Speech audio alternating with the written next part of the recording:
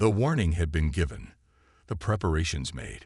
Now it was time to face whatever the universe had in store for them. As she looked around at her colleagues, Chen saw determination in their eyes. Whatever was orbiting the moon, whatever challenges lay ahead, they would face them together. Humanity's trial by fire was about to begin. Unity in adversity. The tension in the United Nations Security Council chamber was palpable. Representatives from every nation on Earth sat in stunned silence as they watched the holographic projection of the alien object orbiting the moon. General Hawthorne's voice, transmitted from Nexus, echoed through the room. Ladies and gentlemen, the situation has changed. We no longer have the luxury of time we thought we had. The question now is, how do we proceed?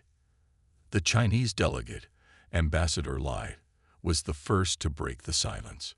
We must approach this united.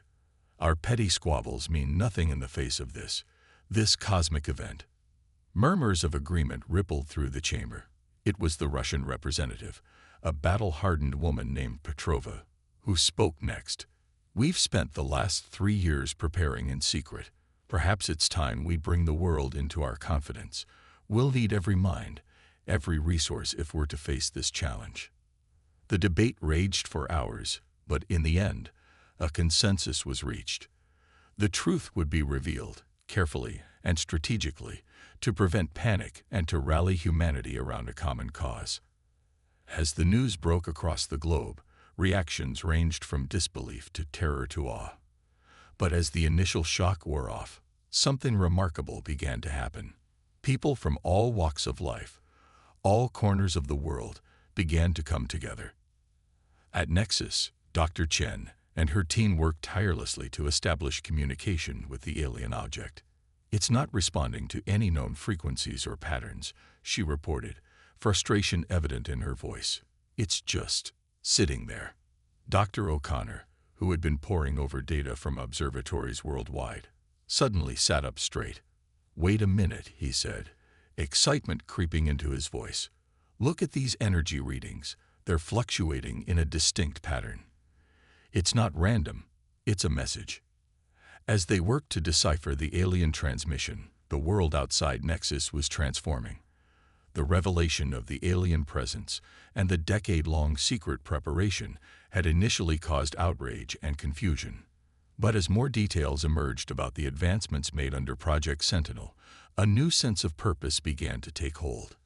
In universities across the globe, students and professors alike threw themselves into research, building upon the foundational work done at Nexus. Open-source projects sprang up, tackling everything from advanced propulsion systems to theoretical xenobiology. The private sector, too, rose to the challenge. Tech giants redirected their vast resources towards space exploration and defense technologies. Elon Musk's SpaceX, in collaboration with NASA and other space agencies, fast-tracked the development of a permanent lunar base, seen as a crucial first step in humanity's push to the stars. 6 months after the revelation, the first breakthrough came. Dr. Yuki Tanaka's gravitational manipulation technology, refined and scaled up, allowed for the construction of Earth's first true spaceship.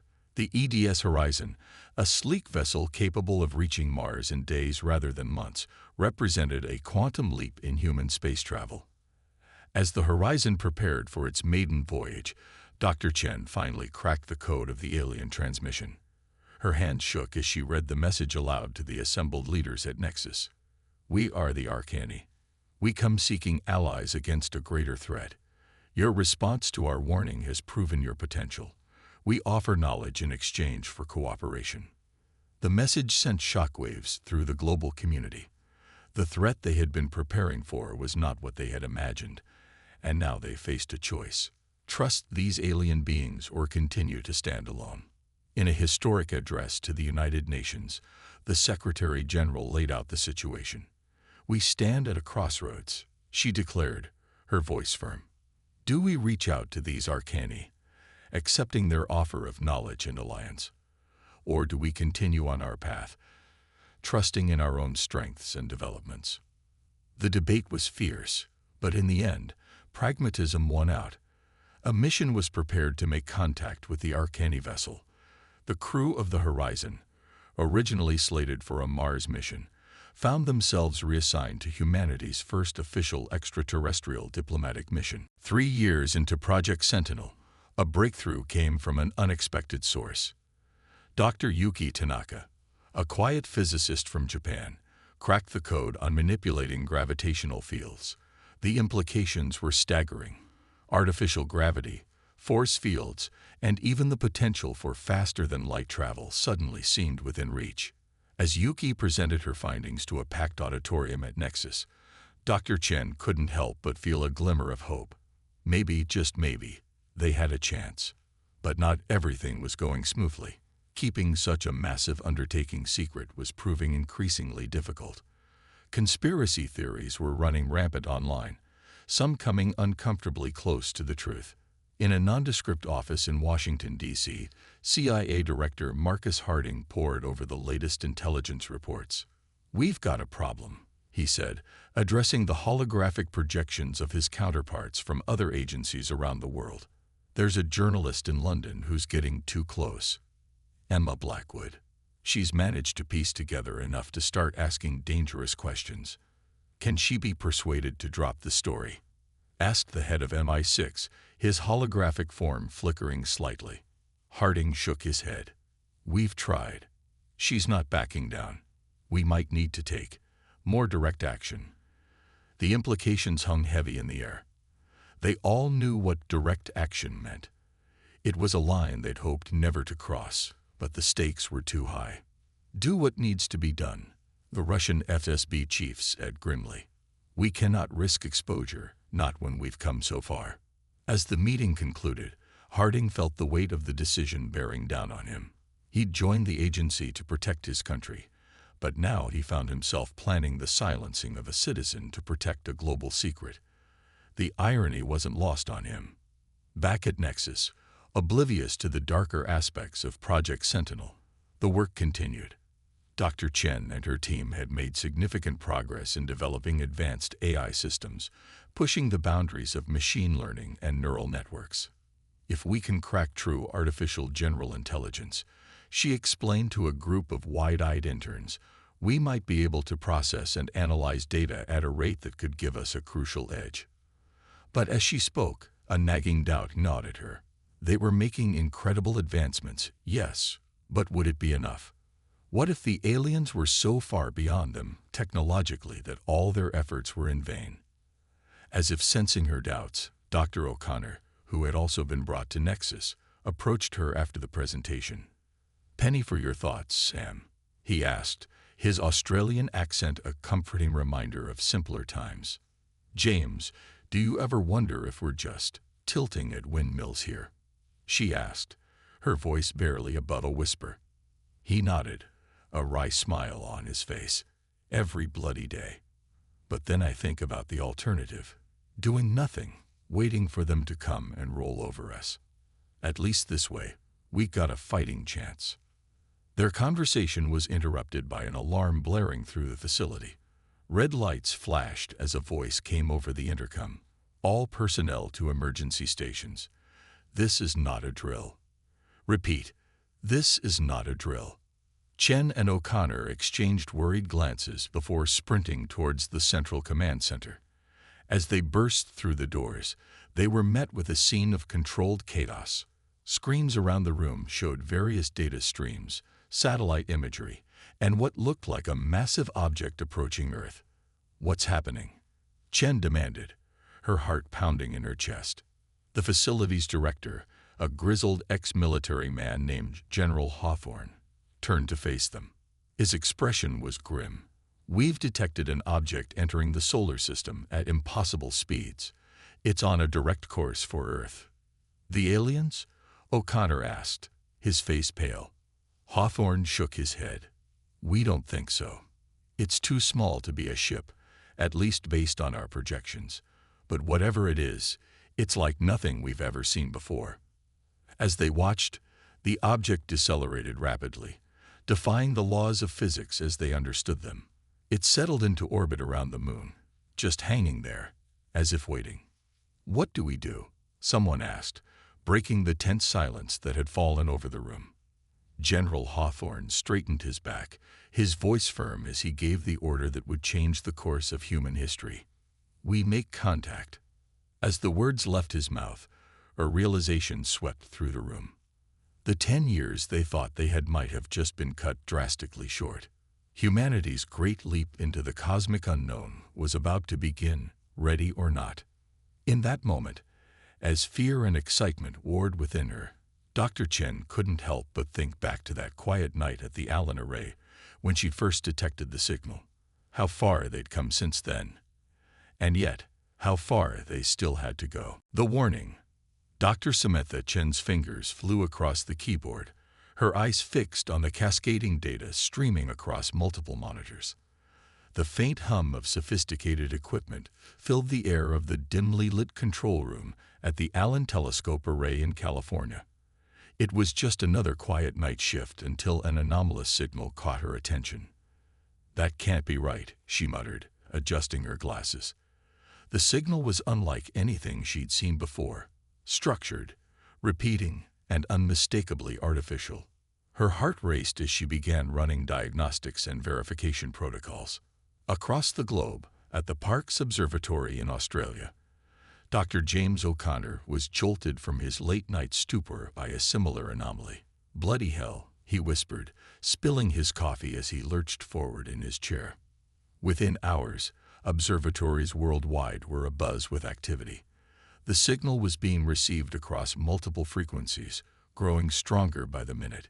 It wasn't until the massive radio telescope at Arecibo, Puerto Rico, managed to decipher the first fragments that the true nature of the message became clear. "This is a warning." The partially translated message read, "We are coming. You have 10 Earth years to prepare." The news spread like wildfire through scientific communities, reaching government agencies within days. Emergency meetings were called, and world leaders convened in a hastily organized summit in Geneva. In a secure underground bunker beneath the Swiss Alps, tensions ran high as representatives from major world powers argued over how to respond to the alien ultimatum. "We must inform the public immediately," insisted the French president, her voice echoing off the stark concrete walls. "They have a right to know what's coming."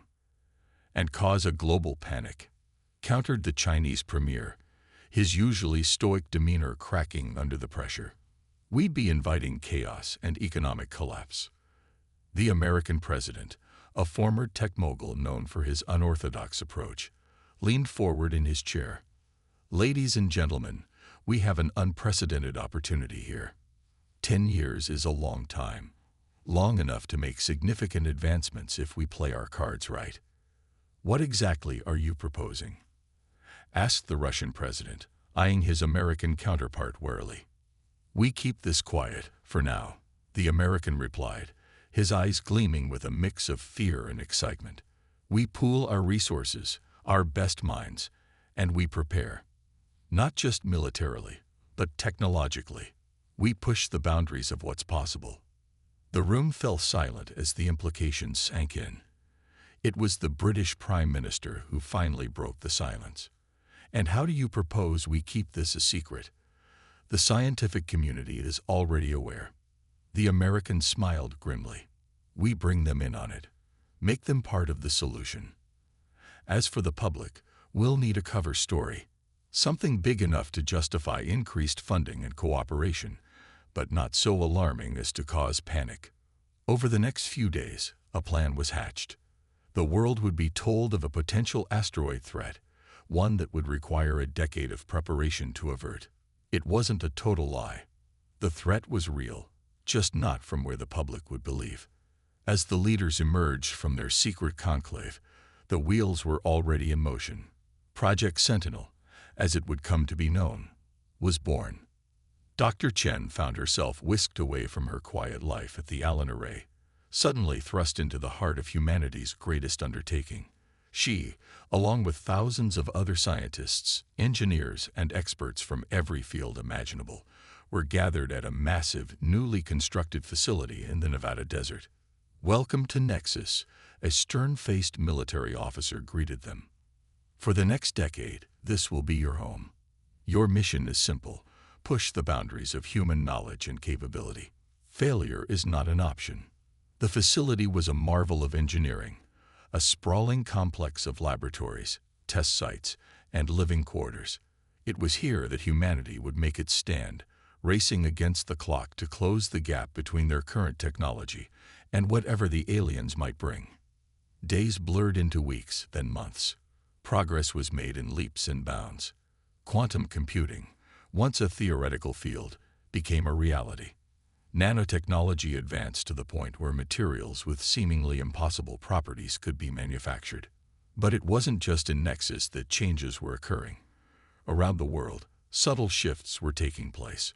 Renewable energy research saw unprecedented funding. Space programs, under the guise of developing asteroid deflection technologies, pushed further and faster than ever before. Captain Zora Khoury, a decorated pilot with nerves of steel, led the small team. As they approached the alien vessel, tension aboard the horizon was at an all-time high. "Stay frosty, people," Khoury said, her calm voice belying the anxiety they all felt. "We're making history here." The meeting with the Arcani was nothing like they had expected. The aliens, tall, ethereal beings with iridescent skin, greeted them with what seemed to be genuine warmth. Through a combination of advanced translation technology and the Arcani's own linguistic abilities, communication was established. "We have watched your kind for centuries," the Arcani leader, who called himself Zen, explained. "Your response to our warning exceeded our expectations. You have proven yourselves worthy allies." As the human delegation listened in awe, Zen outlined a threat that dwarfed anything they had imagined. A race of machine intelligences, the Harvesters, moved from galaxy to galaxy, strip mining worlds, and assimilating or destroying all organic life they encountered. The Arcani were part of a loose coalition of species fighting against this menace, and Earth was in the Harvester's path. "But there is hope," Zen continued. "Your species has shown remarkable adaptability and ingenuity. With our knowledge and your potential, we believe a stand can be made here, in your solar system." As Captain Khoury and her team returned to Earth with this news, the full weight of the situation settled upon humanity. The threat was greater than they had feared, but they were not alone. The years of secret preparation had given them a head start, and now, with the promise of advanced alien knowledge, there was real hope. Back at Nexus, as Dr. Chen pored over the preliminary data shared by the Arcani, she felt a mix of excitement and trepidation. The alien technology was centuries, perhaps millennia beyond their own. Yet, as she delved deeper, she began to see connections, ways to bridge the gap between their science and the Arcani's. "It's like they've given us the last pieces of a puzzle we've been working on for years," she explained to Dr. O'Connor. "We're not starting from scratch. We're building on everything we've accomplished." As news of the Alliance spread, a new wave of global unity washed over the planet. Former enemies found common ground in the face of this cosmic threat. Resources previously devoted to military buildups were redirected towards the Joint Human-Arcani Defense Initiative. The next few years saw advancements that would have seemed like science fiction mere decades ago.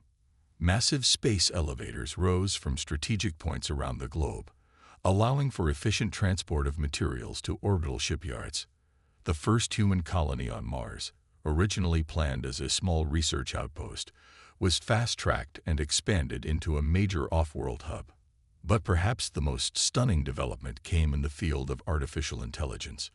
Building on their own work and Arcani insights, Dr. Chen and her team created Aurora, an eye of unprecedented sophistication. Aurora's quantum processors could analyze and predict harvester strategies, giving humanity a crucial edge in the coming conflict. As the 5-year mark of the original warning approached, Earth had transformed. Sleek defense satellites orbited the planet, powered by miniature fusion reactors.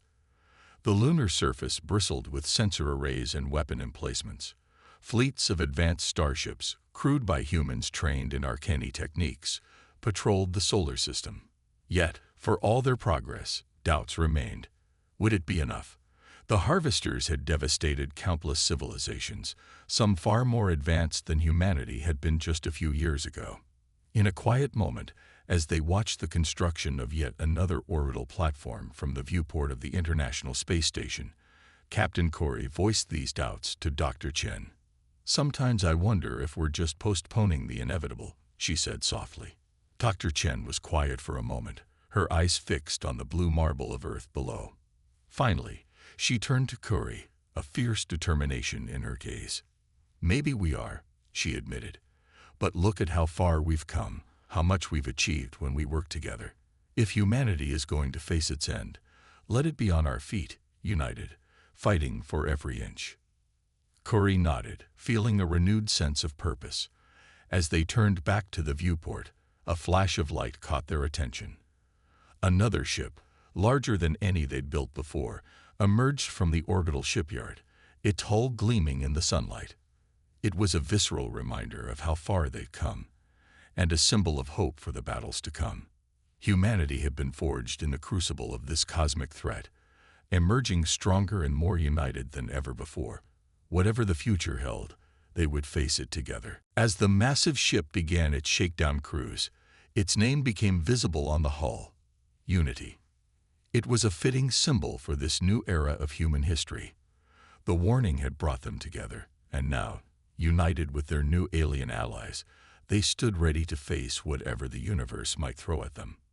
The harvesters were coming, but humanity was ready. The greatest chapter in their history was about to unfold among the stars. The Great Leap. The red dust of Mars swirled around Dr. Samantha Chen's feet as she stepped out of the shuttle. The Dome of New Eras, humanity's first permanent off-world colony, loomed before her.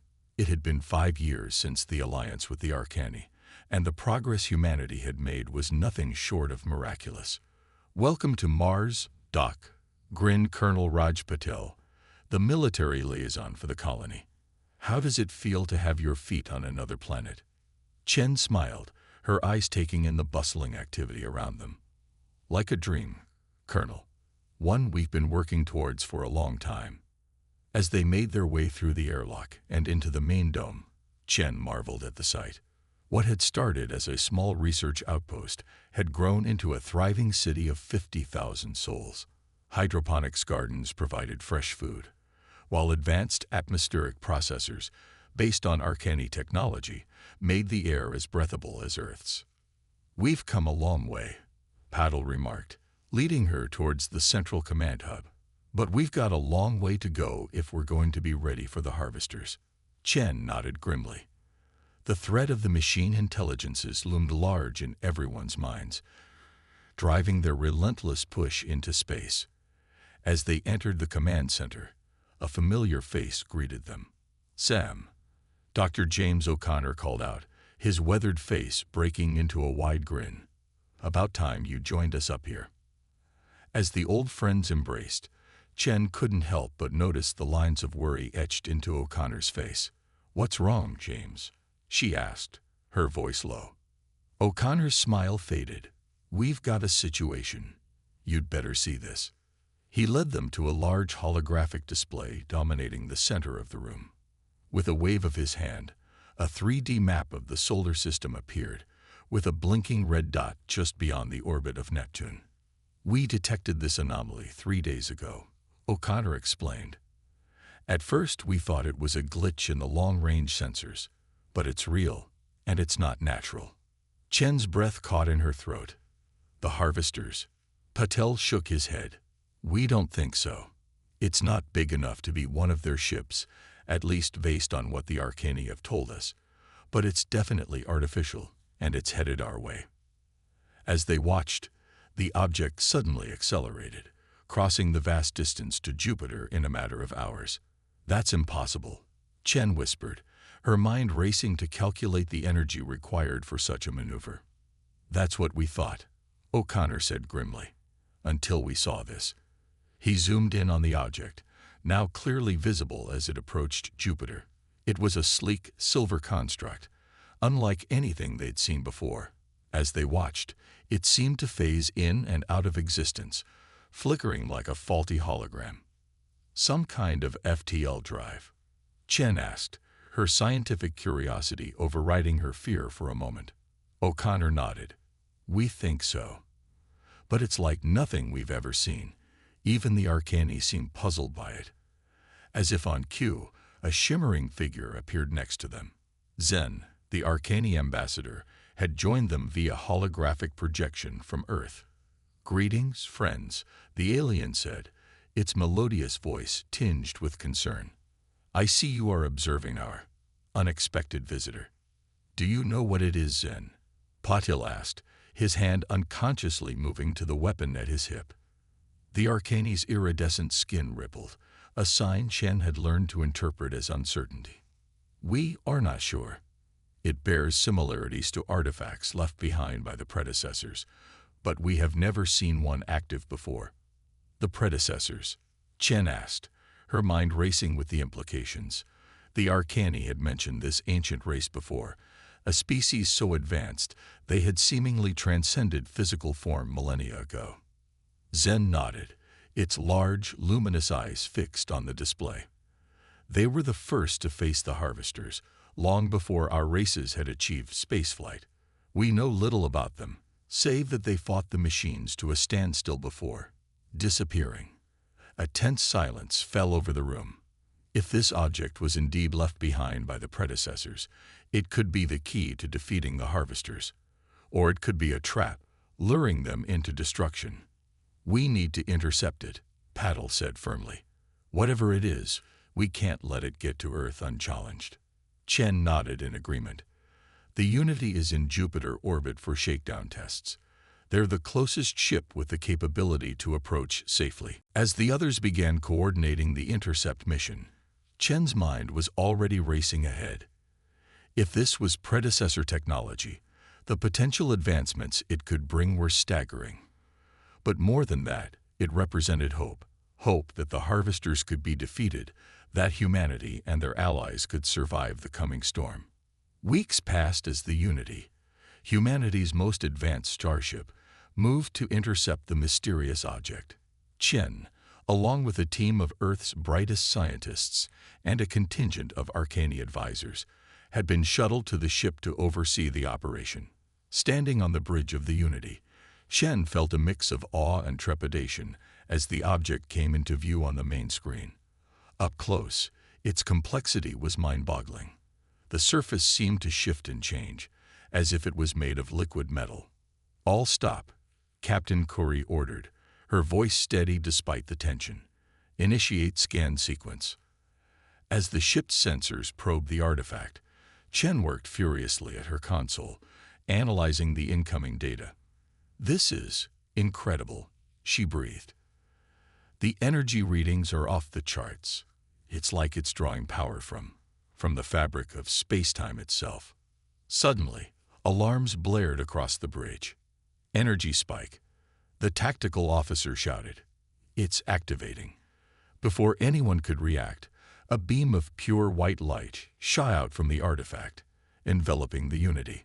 Chen braced herself, expecting destruction, but instead, nothing happened. The ship seemed unharmed. Status report. Corey barked. All systems normal, Captain. The tactical officer replied, sounding as confused as everyone felt. But there's something else. We're receiving a transmission. It's in English. The bridge fell silent as a voice, somehow both alien and familiar, filled the air. Greetings, children of Earth and Arcani. We are the predecessors. If you are hearing this message, then the time has come. The harvesters approach, and you must be ready. We offer you knowledge, but be warned. It comes with great responsibility. Do you accept? Chen looked at Captain Curry, then at Zen. The weight of the moment was not lost on any of them. This decision could alter the course of not just humanity, but of all life in the galaxy. Curry took a deep breath, then spoke clearly. We accept. The artifact pulsed with energy, and suddenly, information began flooding into the Unity's computers. Schematics for technologies beyond their wildest dreams, historical records of the ancient war with the harvesters, And something else. Coordinates. It's a map, Chen said in awe as she deciphered the data. A map, too, to the predecessor's homeworld. As the implications sank in, a new sense of purpose filled the bridge. They had been given a gift, a chance not just to survive, but to turn the tide against the harvesters. The return journey to Earth was a blur of activity as scientists and engineers pored over the wealth of information they'd been given. By the time they reached orbit, plans were already being drawn up for new technologies, new strategies. In a historic joint session of the United Nations, with Arcani representatives in attendance, the findings were presented. The debate was heated. Some argued for caution, fearing the power they'd been handed. Others pushed for immediate implementation of the new technologies. In the end, a compromise was reached. A new initiative, Project Prometheus, would be launched. Its goal, to use the predecessor knowledge to prepare for the harvester threat, while also mounting an expedition to the coordinates they'd been given. As Chen stood before the assembly, presenting the technical aspects of the plan, she felt a surge of pride and determination. Humanity had been tested, had faced challenges beyond imagination, and had risen to meet them. Now, with their Arcani allies and the legacy of the predecessors, they stood ready to take their place among the stars. The next few years were a whirlwind of advancement. The predecessor data accelerated human technology by centuries. FTL drives, once thought to be decades away, became a reality. Quantum shielding, capable of withstanding the most powerful harvester weapons, was implemented across the fleet. But perhaps the most stunning development came in the field of artificial intelligence, building on the foundation of Aurora and incorporating predecessor insights. A new AI was born. They called it Nexus, a fitting tribute to the facility where humanity's great leap forward had begun. Nexus was more than just a powerful computer. It was a true artificial general intelligence, capable of creativity, strategic thinking, and even emotions. It became an invaluable ally in the preparation for the coming conflict. As the deadline approached, 10 years since the original warning, humanity stood transformed. Colonies thrived on Mars, the moons of Jupiter, and even in the atmosphere of Venus. A network of advanced defense platforms ringed the solar system. And at the edge of Pluto's orbit, a fleet of starships unlike anything seen before in the galaxy stood ready. At the heart of this fleet was the Endeavor, a ship built with the best of human, Arcani, and predecessor technology. Its mission, to follow the coordinates to the predecessor homeworld, while the rest of humanity prepared for the harvester onslaught. As Chen boarded the Endeavor, chosen to lead the scientific team on this historic mission, she couldn't help but reflect on how far they'd come. From a species confined to one world, they had become a force capable of shaping the destiny of the galaxy. The ship hummed to life around her, Nexus' calming voice guiding the crew through pre-launch checks. As the Endeavor prepared to make the leap into the unknown, Chen felt a mix of excitement and trepidation. They were about to embark on humanity's greatest journey, even as their home prepared for its greatest test. As the stars streaked into lines of light outside the viewport, Chen whispered a quiet promise to the Earth they were leaving behind. "We'll be back, and we'll bring hope with us." The great leap had begun. Humanity's destiny awaited among the stars. The eve of battle, the vastness of space stretched out before Captain Zara Curry as she stood on the bridge of the EDS Vigilant, the flagship of Earth's defense fleet. 10 years had passed since the initial warning, and humanity stood on the precipice of its greatest challenge. "Status report," Curry commanded, her voice steady despite the weight of responsibility on her shoulders. "All systems nominal, Captain," her XO, Commander Chen Lai, responded. "The defense grid is fully operational, and the fleet is in position." Curry nodded, her eyes fixed on the holographic display showing the solar system. A network of advanced satellites and defense platforms formed a protective web around Earth and its colonies. Beyond that, the combined fleet of human and Arcani ships stood ready, a last line of defense against the coming storm. And the Endeavor, Curry asked, her thoughts turning to Dr. Samantha Chen and the expedition to the predecessor world. Last transmission received 6 hours ago, Lai reported. They've entered the target system and are proceeding with caution. As if on cue, a communication request flashed on the main screen. Incoming transmission from Nexus Prime, the comms officer announced. Curry straightened her uniform. On screen, the image of Dr. James O'Connor appeared, his face lined with worry, but his eyes bright with determination. Behind him, the vast computational arrays of Nexus Prime, Earth's central AI hub, hummed with activity. Captain Curry, O'Connor greeted her. We've got a situation. Curry's heart sank. The harvesters. O'Connor shook his head. Not yet, but Nexus has detected anomalies in the defense grid, subtle discrepancies that suggest tampering. Tampering? Curry's mind raced through the implications. Are you saying we have a security breach? Worse, O'Connor's voice dropped to a near whisper. We think we have a traitor. The news hit Curry like a physical blow. After all they'd been through, all they'd accomplished, the idea that someone would betray humanity on the eve of its greatest test was almost unthinkable. Do we have any leads? She asked, struggling to keep her voice level. O'Connor nodded grimly. Nexus has narrowed it down to someone with high-level access to the defense systems. We're implementing countermeasures, but we need to find the mole quickly. Understood, Curry replied. I'll begin discreet investigations from my end. Keep me posted. As the transmission ended, Curry turned to her XO. Commander Lai, I need you to. Her words were cut off by a blaring alarm. Multiple FTL signatures detected, the sensor officer shouted. Harvester scout ships entering the Kuiper Belt. Curry's training kicked in, pushing aside her shock and fear. Battle stations, all ships, assume defensive formations. This is not a drill. As the fleet sprang into action, Curry couldn't help but think of the Endeavor, billions of kilometers away, unaware of the battle about to unfold. Across the galaxy, Dr. Samantha Chen stood in awe before a massive structure that defied comprehension. The predecessor homeworld, a planet-sized megastructure, loomed before the Endeavor. It's incredible, Chen breathed, her voice filled with wonder. An entire civilization, preserved in this cosmic ark. Captain Alina Volkov, commander of the Endeavor, nodded in agreement. The question is, can we access it?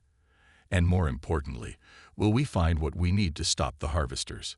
As if in response to her words, a beam of energy shot out from the megastructure, enveloping the Endeavor. Alarms blared as the ship's systems went haywire. Status report. Volkov barked, her hands gripping the arms of her chair. All systems are reconfiguring. The ship's AI, an extension of Nexus, reported with a note of surprise in its synthetic voice. I believe the predecessors are upgrading us. Chen watched in amazement as new systems came online, displays showing technologies far beyond even their most advanced projections. This is beyond anything we imagined, she said, her mind racing with the possibilities. But as the upgrade process completed, a new alert sounded. Incoming transmission, Nexus announced. It's from Earth. Priority 1. The message was brief but chilling. Harvester scouts have entered the system. Full invasion expected within hours. The mole is still at large. Expedite your mission. Earth is counting on you. A heavy silence fell over the bridge. They had found the predecessor homeworld, had been given incredible advancements, but would it be enough? And would they be able to bring this knowledge back to Earth in time? Options? Volkov asked, her voice tight with tension. Chen's mind raced through possibilities before settling on a daring plan. We need to interface directly with the predecessor systems, she said.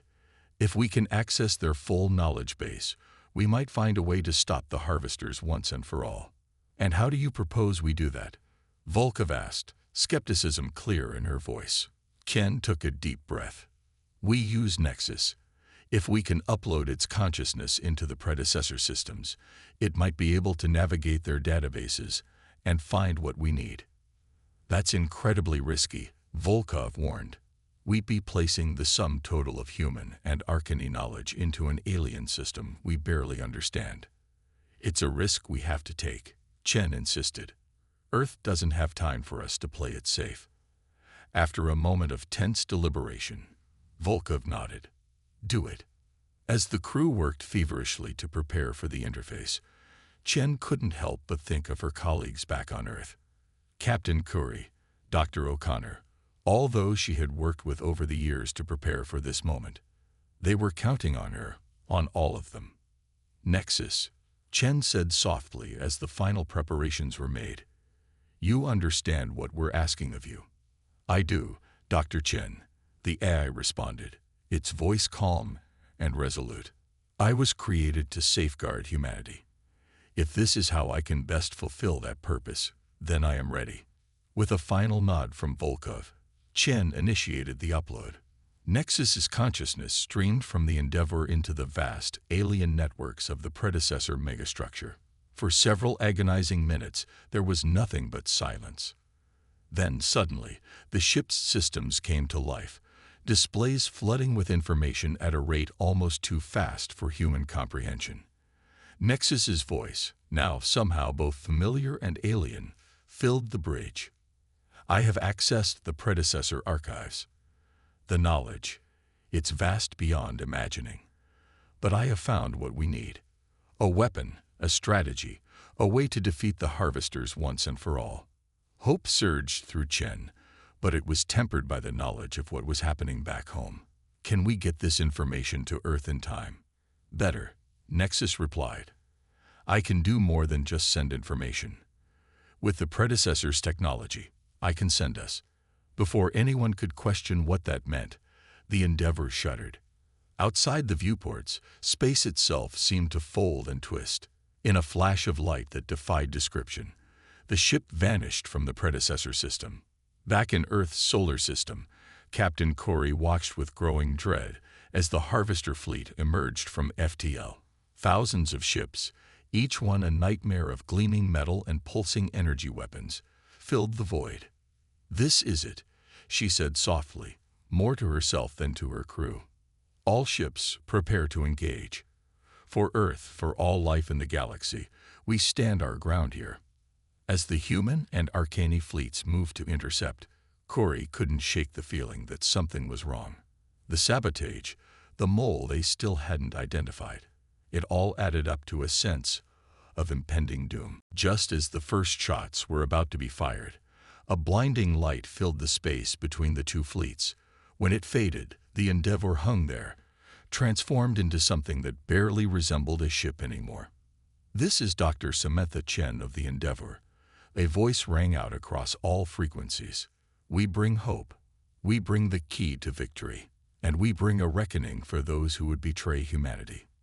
As Chen's words faded, a wave of energy pulsed out from the Endeavor. It washed over the human and Arcane ships, upgrading them in seconds with predecessor technology. But when it reached the Harvester fleet, the effect was dramatically different. Ships began to shut down, their mechanical minds overwhelmed by a force they couldn't comprehend. On the bridge of the Vigilant, Corey watched in awe as victory was snatched from the jaws of defeat. But her relief was short-lived as alarms blared once more. Internal security breach. Her tactical officer shouted, "Someone's trying to shut down our weapons."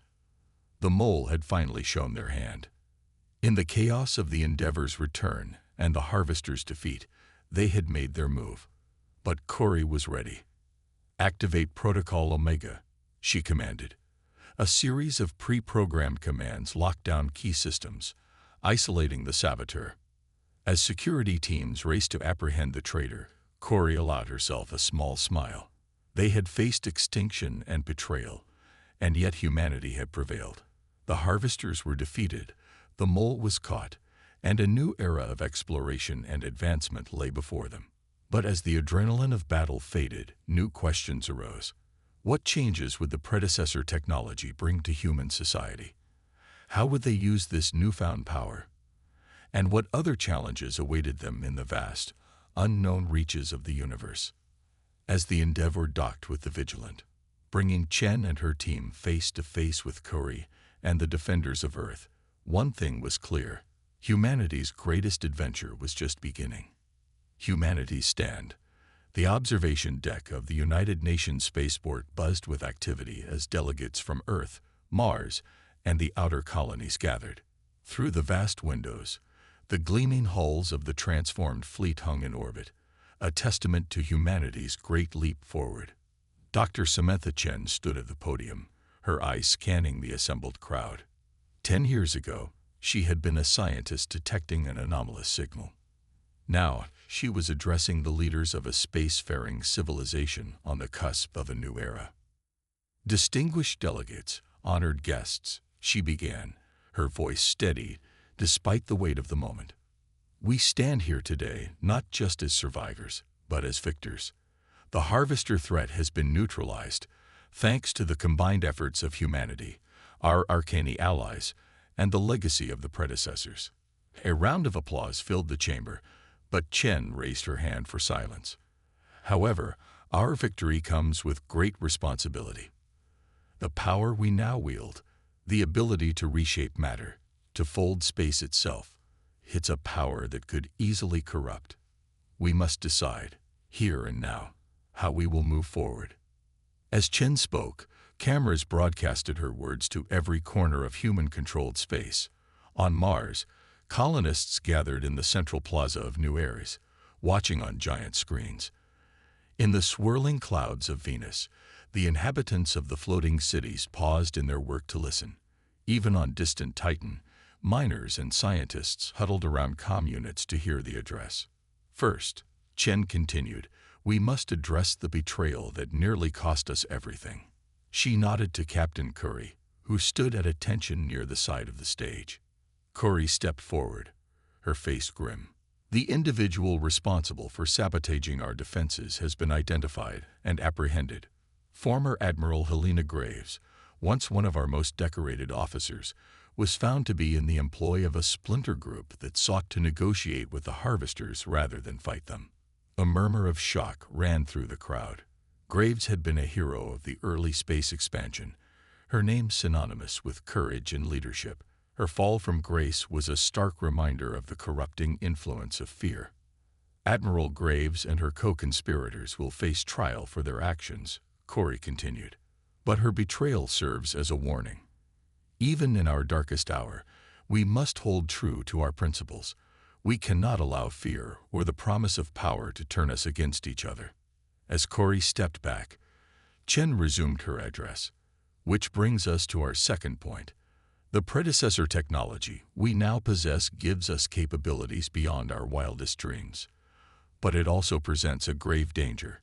If misused, it could lead to our downfall, just as it did for the predecessors themselves. She gestured to a holographic display that sprang to life beside her, showing the vast predecessor megastructure they had discovered. The predecessors reached a level of technological advancement that allowed them to reshape entire star systems. But in doing so, they attracted the attention of the Harvesters. Their civilization fell, leaving behind only remnants for us to find. The image changed, showing the transformed Endeavour. We now have the potential to follow in their footsteps, but we also have the opportunity to learn from their mistakes. I propose the formation of an ethics council composed of representatives from all human colonies and our Arcani allies. This council will oversee the implementation of predecessor technology, ensuring it is used for the benefit of all, not the advancement of the few. As Chen outlined her proposal, the audience listened intently. The idea of placing limits on their newfound power was met with some resistance, but the majority seemed to understand the necessity. Furthermore, Chen continued, we must consider our place in the galaxy. The defeat of the Harvesters has left a power vacuum. Already, we've detected signals from other civilizations, some seeking alliance, others viewing us with suspicion or fear. How we conduct ourselves in these early days will shape interstellar relations for centuries to come.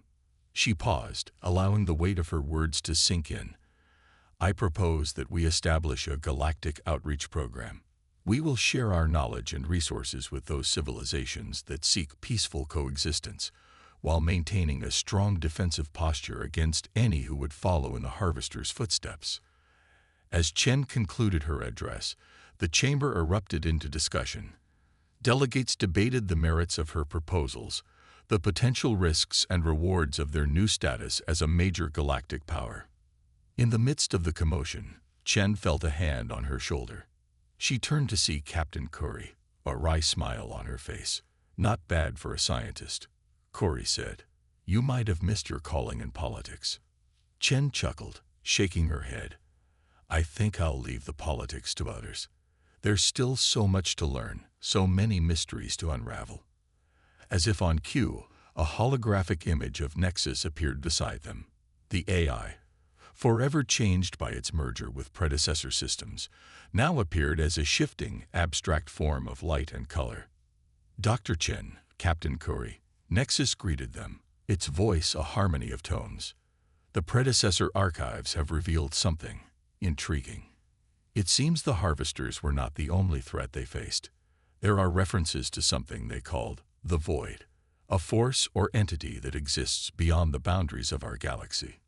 Chen and Curry exchanged glances, a mixture of excitement and trepidation in their eyes. "What do we know about this Void?" Chen asked. "Very little," Nexus admitted. "The predecessors seemed to fear it even more than the Harvesters, but they also believed it held the key to understanding the fundamental nature of the universe itself." Curry's hand instinctively moved to where her weapon would have been. "Is it a threat?" "Unknown," Nexus replied. "But the predecessors left behind coordinates, a path that leads beyond the edge of the galaxy. They never followed it themselves, but they believed it led to the source of the Void." Chen felt a familiar thrill run through her, the call of the unknown, the promise of discovery. She looked out at the assembled delegates, still deep in debate about humanity's future. Then she turned back to Curry and Nexus, a glint of determination in her eye. "Well then," she said, a smile playing at the corners of her mouth, "I suppose we know where we're going next." Curry groaned, but there was no real annoyance in it. "I was afraid you'd say that. I'll start prepping the Endeavor for a long-range mission." As they began to discuss the logistics of an expedition beyond the galaxy itself, Chen couldn't help but feel a sense of pride and wonder. Humanity had faced extinction and emerged stronger than ever. They had taken their place among the stars, not through conquest, but through perseverance, ingenuity, and an unwavering spirit of exploration. Whatever challenges lay ahead, be it navigating the complex web of galactic politics, unlocking the remaining secrets of the predecessors, or facing the mysterious Void, humanity would meet them head-on.